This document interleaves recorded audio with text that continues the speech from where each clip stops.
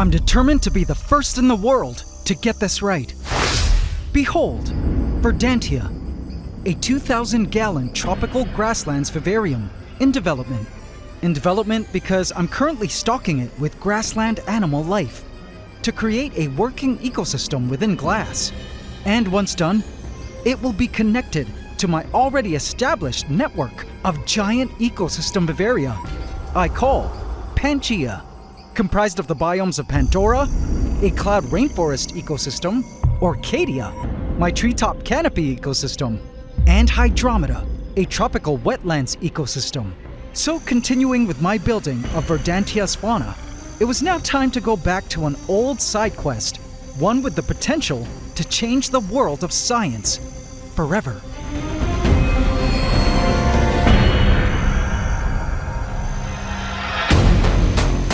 There is a species of termite that cultivates a symbiotic fungus within its nest, from which sprout a type of mushroom that is a delicacy for humans.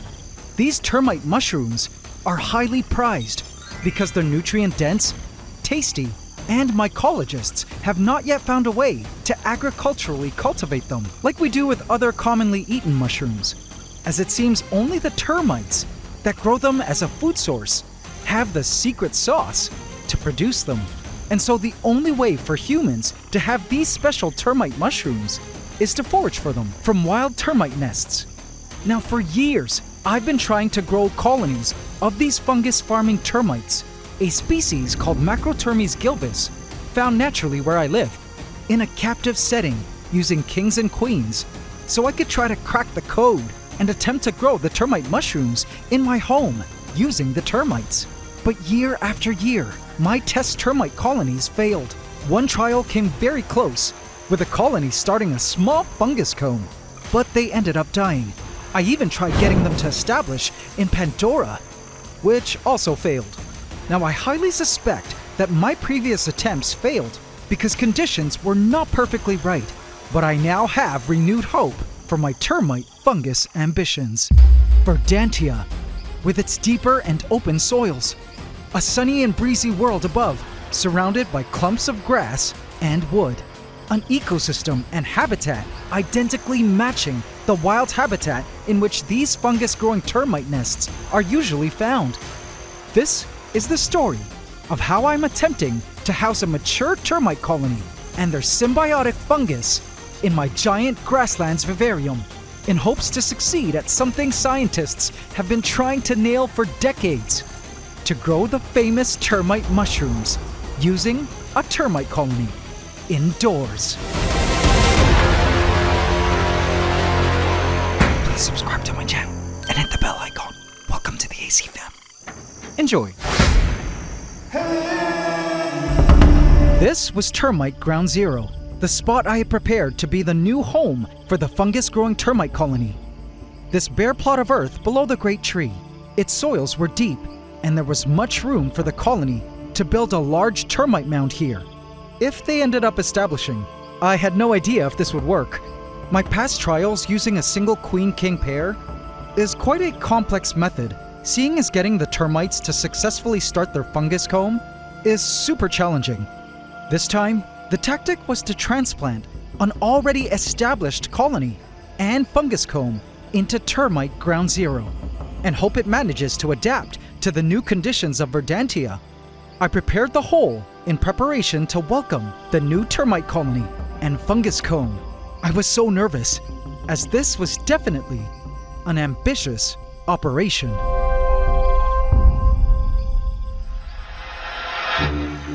Meanwhile, in Pandora, another ambitious operation was quietly taking place. I spotted a couple of termites crawling along the Pandoran floor. Cool. Good to see these termite workers out and about. I bet they're foraging for new wood to... A soldier? Wait a sec. Something was happening. I looked around to see if the rest of the colony was somewhere nearby. The presence of the soldiers usually means the colony was launching some sort of mass campaign, usually the building of new tunnels, constructed from their own poop and mud. Now I didn't know it yet, but the termites had been planning for this day for their entire lives, and we're finally launching some crazy plans that would alter Pangaea's ecosystem forever. This was the site. A small termite mound in an odd spot, right along one of the retaining walls of my yard. There are many of these termite mounds around my property, but I chose this one because eventually, if the colony gets big enough, the termites would kill my beloved Calathea plants, block a key walkway in my yard, and possibly cause other issues below ground. So this colony needed culling. Now I know this is a termite nest because of the textured look of the mound, and I know this is the fungus-growing termite species I'm looking for, i.e. Macrotermes gilvis, because a couple months back, I spotted a sizable mushroom growing from the top of it. Within this mound was our future fungus-growing termite colony for Verdantia. Now there were two major things I absolutely needed to collect for the colony to successfully establish within our grasslands.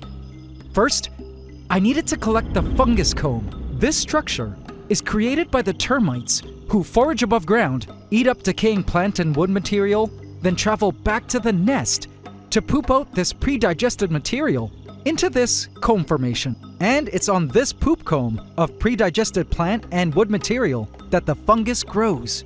The fuzz is the mycelium, kind of like the fungus's root structure. And those little white bulbs are nodules called mycotets, which is what the termites actually eat. The termites know exactly how to keep this fungus comb alive and thriving as they continue to add to the structure by pooping on it, while also making constant adjustments along the way to the architecture of the nest chambers housing the fungus combs. So it's just right. It's a crazy feeding and farming behavior in the termites. And a lot of how it all works is still a mystery to scientists. But we suspect it involves unique termite enzymes, specific nest temperature and humidity levels, and random things like high CO2 levels in the nest. So I knew I needed to collect a decent amount of fungus comb because in my mind, due to the highly intrusive nature of having to break into the nest and transport of the fungus comb, the chances of the fungus comb partially or even entirely dying was high. The second thing I absolutely needed to collect were some worker termites, as well as some eggs. I would be needing a good worker force to tend to the fungus combs and customize the nest interior within Verdantia. Now you may be wondering, AntsCanada, what's the plan for finding the queen and the king? Well, of course, it would be great if we could find the royal chamber, the king and queen's bedroom, and safely collect the queen, who is this pulsating egg-laying sausage, as well as her king, a large male termite found nearby. But you may be surprised to know that in theory, the king and queen aren't necessary for collection. And here's why. Unlike in ants, where you must find the queen of the colony if you're doing a wild extraction, or else your ant colony will eventually die out, as there would be no member of the colony to lay the eggs, and the ant colony cannot recreate a new queen. In termites, if a queen or king is suddenly missing, like if they die for example, the colony can create a new king and queen. You see, the king and queen termites, while alive, release a pheromone which keeps the other termite workers. But when the primary king and queen die, their absence of pheromones triggers some of the workers, or nymphs, to develop into new royals. So if either a termite colony's king or the queen, or both, die, the colony just makes new royals to replace them. So I figured if I can't manage to locate the royal chamber with the colony's king and queen, or if I accidentally injure the royals during this delicate colony extraction, then it's not the end of the world. The colony can just grow a new queen and or king in Verdantia. This also has ethical and sustainability implications, as an extraction of the termites from the wild doesn't kill that wild colony, assuming I leave some workers and fungus comb behind. I had my collection materials ready and my team fully briefed on the crazy task at hand. Heart beating in my chest, we made the first slice of our shovel into the mound. Aha! Found ya! The termite colony was slicing through, urgently on the move, forming a trail along the side of the Hallelujah tree stump.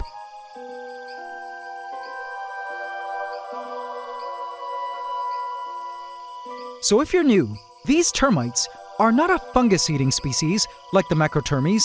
They're a wood-eating species of the genus Nasuta termes, an OG creature of our forest, and surprise imports into Pandora since the very start when I first installed the Hallelujah tree stump, in which, as I discovered later, they had been living. For 99% of the time, these termites are completely out of sight, and I often go long periods without seeing them. And every time they go MIA, I just assume they were dead, perhaps hunted to extinction by the many ant colonies that also reside in and around the stump. But sure enough, they randomly make surprise reappearances, like now. And it always blows my mind that even after 2 years, the termites prove they are true rainforest survivors. I commend their queen and king, who are living somewhere inside the stump. But I noticed something different. I was surprised to see so many termites swarming today. It seemed a bit more than usual, and the termites seemed extra urgent in whatever they were doing. I would soon find out what and why. But guys, check out their soldiers. One of the things I love about this species, the borders of the termite lines were guarded by the protective soldiers, who have pointy guns on their faces, which can shoot out a nauseous, sticky defensive goo that would slime and even immobilize any enemy that dared to come close, like ants, who they're in constant war with.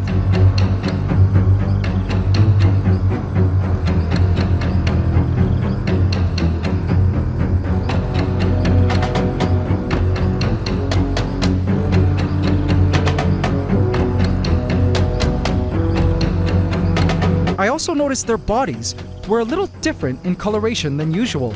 They were a bit more orange now, which meant they had been feeding on different wood, perhaps wood from deeper within the stump. But AC family, I would soon find out that this assumption was wrong. Curious to see what new tunnel they were working on this time that required such an enormous amount of workers. I followed the trail and gasped when I saw it. Hey, it looks like the termites were moving this way to the left.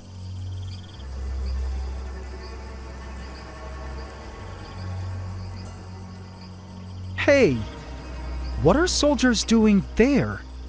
As I spotted more and more termite soldiers along the branch, my eyes widened as I slowly began to realize what I was actually looking at.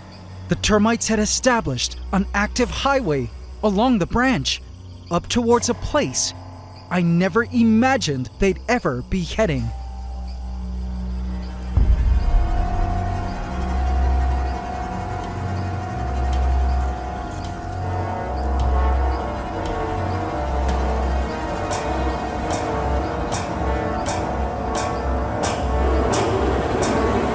Oh boy.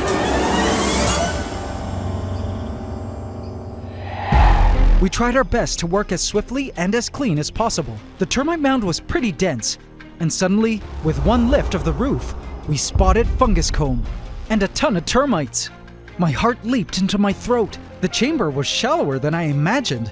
I lifted more soil, and the fungus comb and tons of termites were exposed. Now we had to extract this strategically. The plan was to try to scoop a large amount of soil beneath the comb and hopefully lift it all out as clean as possible. But, this plan failed. The comb was super brittle and did not hold together well, and it fell all over the place. There was no option but to just grab and scoop out. We did not have the luxury of time, as every moment the fungus comb was exposed to the air, the more vulnerable it was to dying. I began to clean up fragments of fungus and scoured the nest for the queen and king. But to my dismay, I couldn't spot them. There were definitely more chambers deeper within the ground, and I guess that's where the royal chamber was. I chose not to venture deeper into the nest, as I wanted this colony to remain alive, and I was happy with the amount of workers and fungus comb I collected. Rushing into the ant room, I began by placing the fragments of fungus comb carefully into the pit, trying my best to arrange them in a way that made sense. But I've never done this before, so I just pulled a Tetris and stuck the pieces in like a jigsaw puzzle.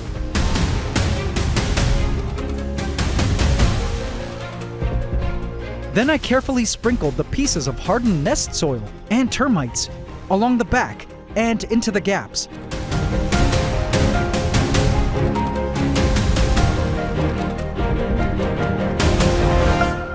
With the larger pieces of soil, I attempted to create a roof, but this was a hazard for caving in. So I had prepared some egg crate, which had holes poked into it, to act as a roof for the chamber. I figured egg crate was easily biodegradable and could hold the soil above it as an effective roof until the termites managed to customize their own roof. I covered this with more termites and nest soil. Carefully and strategically, I continued to build on this roof and then cover it with soil removed from the pit. And AC family, just like that, our new fungus and termites were moved into the Verdantian soils. I did my best to make this transition as smooth as possible, but only time would tell now if the termites and fungus would be able to survive this insane transfer. I decided to give them a few minutes before peeking in below ground. Meanwhile, our other termites were in the middle of their own insane transfer, trailing like a determined army up the branch to Arcadia.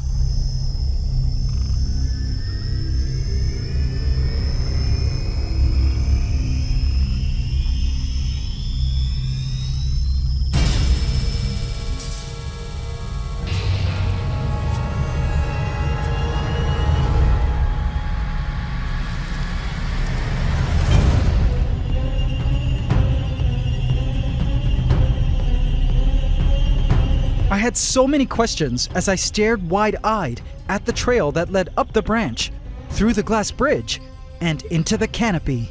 Never in my wildest dreams did I ever imagine that 1, this termite colony was this large, and 2, they would ever do a mass migration up into the treetops.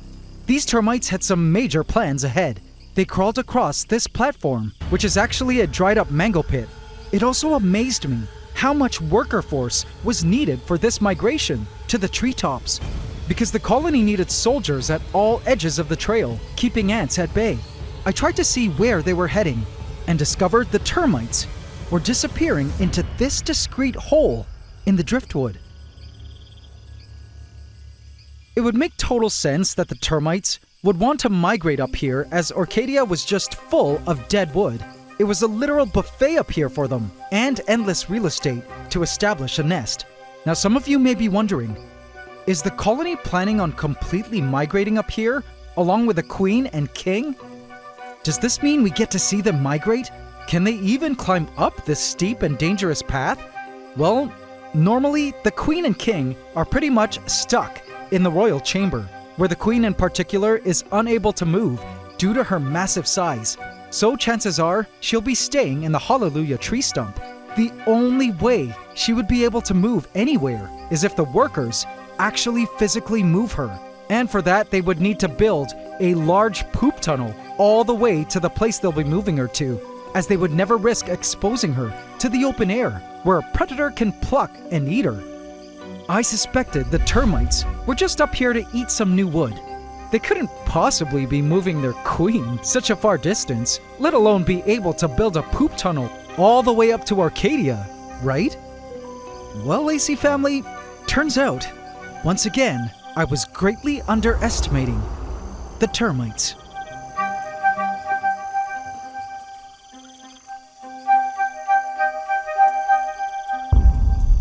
I checked below ground in Verdantia, anxiously holding my breath.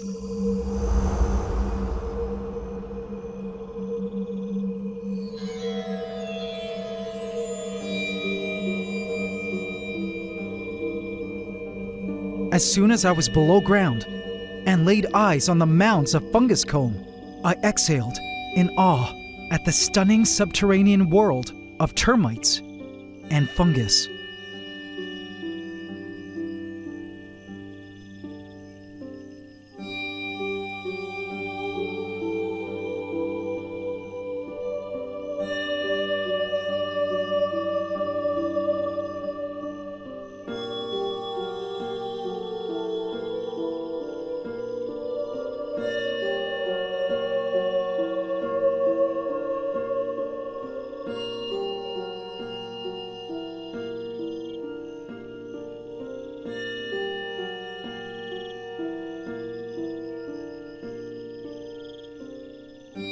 I could see nymphs, those white babies, huddled within the comb's tunnels, wondering what had just happened.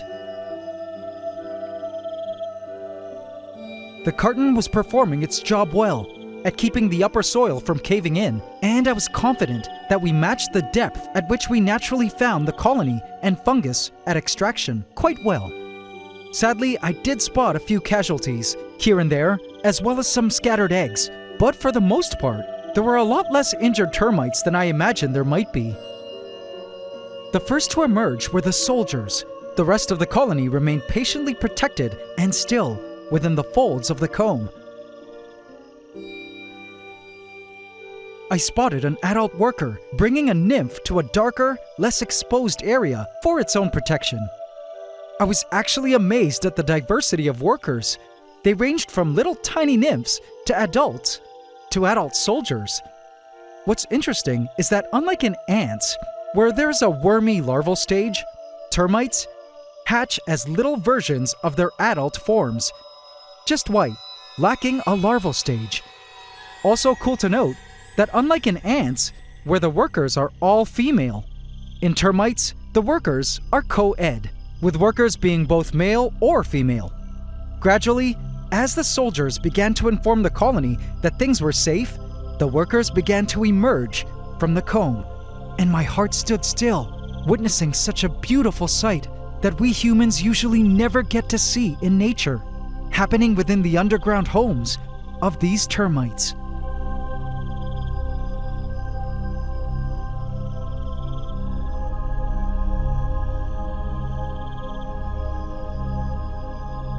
Work began to pick up around the comb.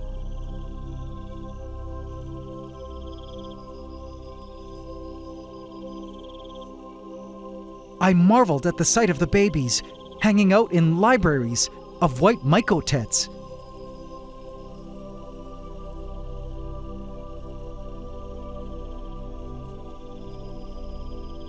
I also noticed, judging from the various colors of the poop balls forming the comb, there was a wide variety of different woods and decayed leaf matter that the termites were foraging for to fertilize the fungus.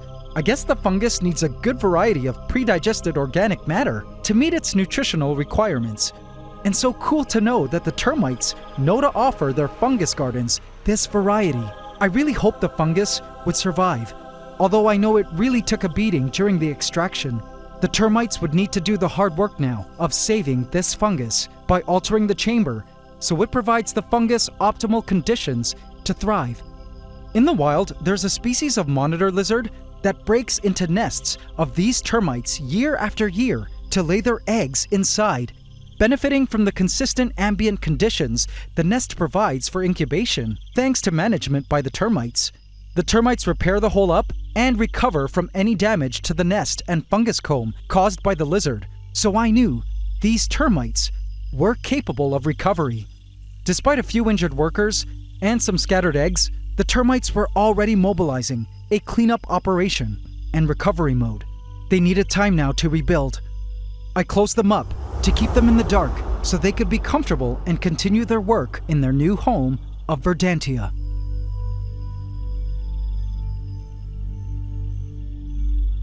I decided to check up on them later.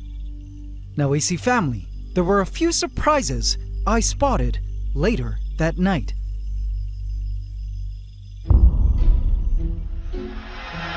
Night fell in Pandora, and this was termite witching hour. The termite swarm was boiling up from their nest hole in the stump, even bigger and much more active now than earlier in the day.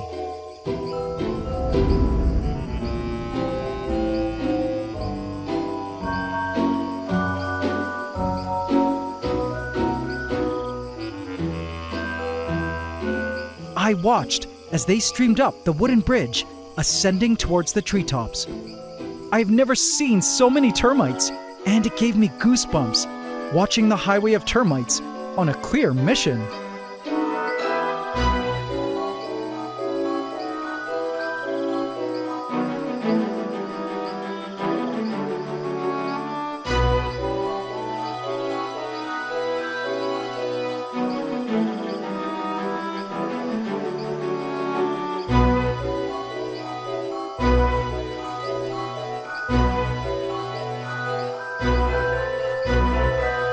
the swarm emerged from the glass bridge up into the wooden wonderland of the Canopy.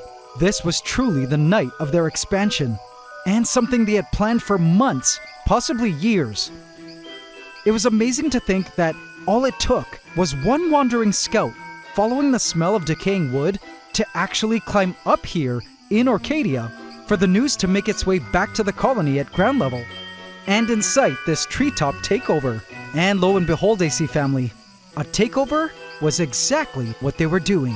For up in the highest branches, I couldn't believe what I was seeing. I could see termites sneaking around every branch and limb to survey the new territory. They formed highways all around Arcadia's misty wood. Tonight was a true victory for this termite colony.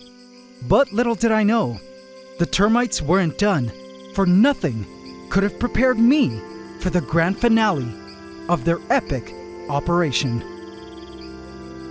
But the real surprise was in Verdantia.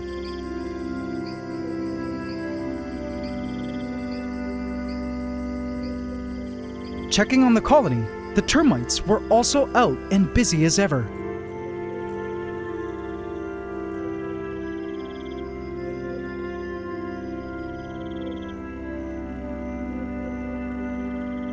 Soldiers, workers, and nymphs were occupied with various tasks.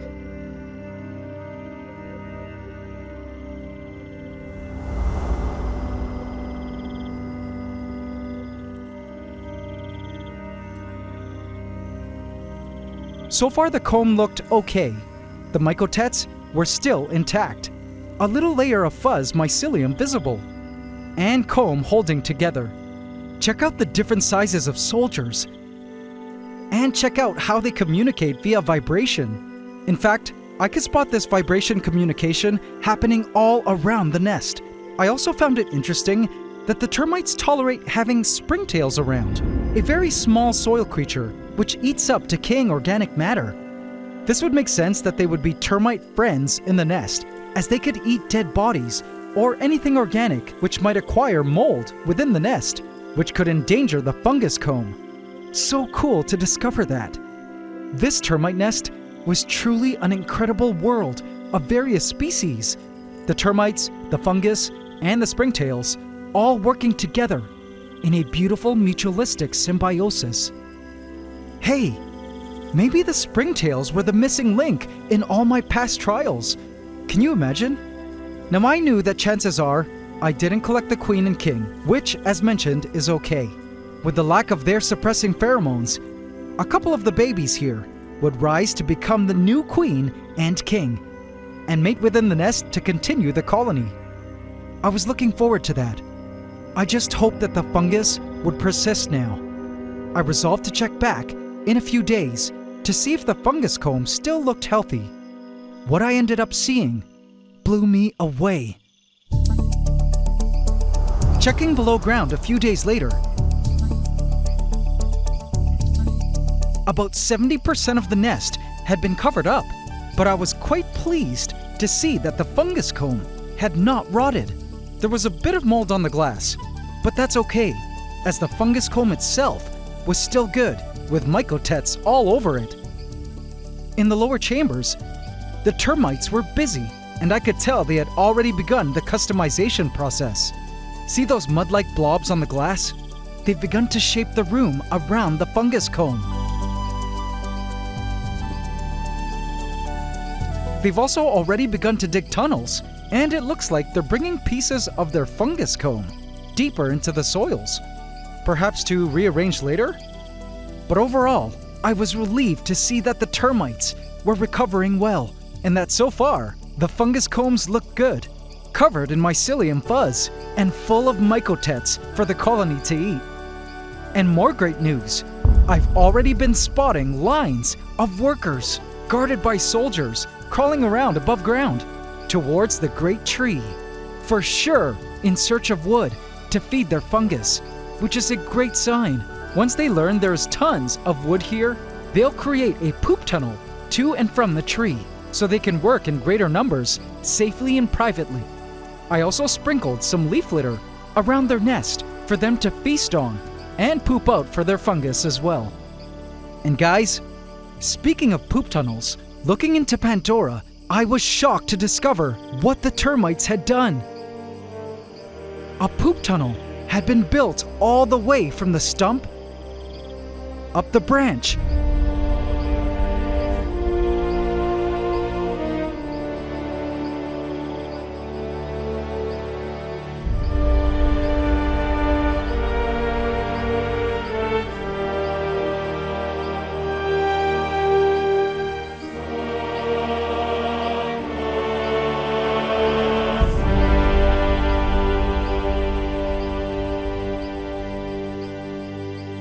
Through the glass bridge, into Arcadia, and surprisingly, through every branch in the canopy.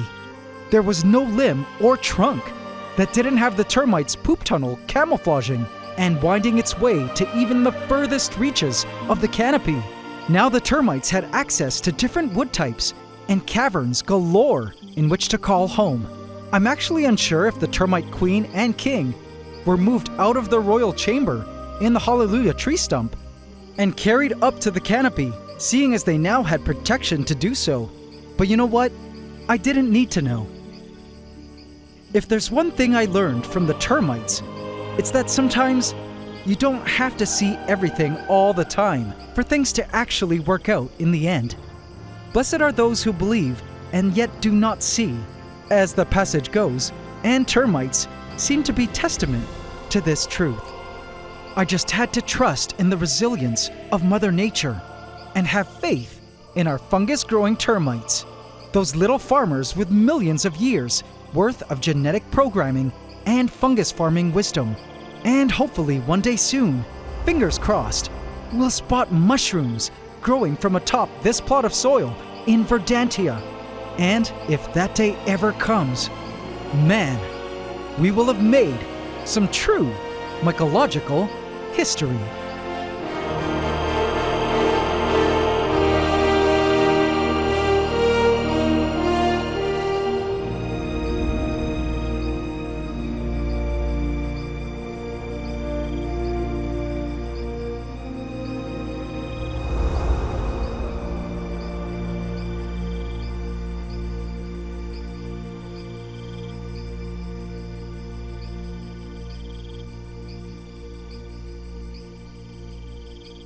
Verdantia, as a grassland, was completely blooming now with vegetation, and its team of detritivores eating and reproducing throughout the lands.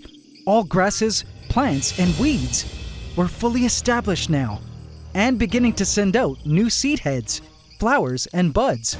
It was time to add in more creatures, but I can't decide what creature type. Herbivores? To start cutting back at this vegetation? Or should I let the plants really grow in some more so we don't get a mass clear cutting all at once? And add in a couple key predators instead.